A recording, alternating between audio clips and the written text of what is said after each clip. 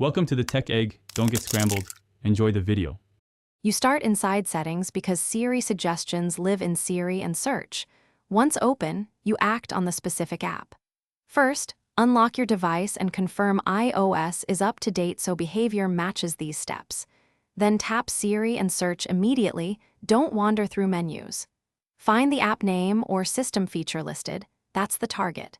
You're beginning the deletion flow. Make sure to note whether suggestions are app-based or system-based, since the next steps differ slightly depending on that distinction. Once you're viewing the app Siri and Search settings, toggle off the recommendation options to stop future suggestions. Turn off Show App in Search and disable suggestions while searching. This prevents new entries in Spotlight and in-app suggestions.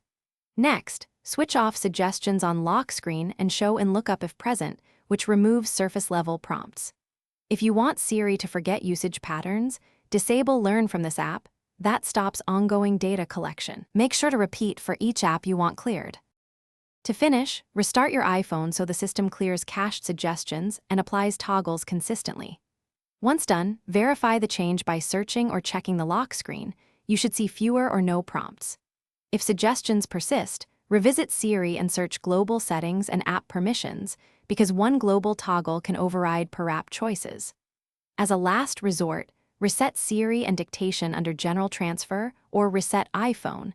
This clears learned data. If problems continue, check for software updates. Thanks for watching. Consider subscribing if I helped unscramble your problems.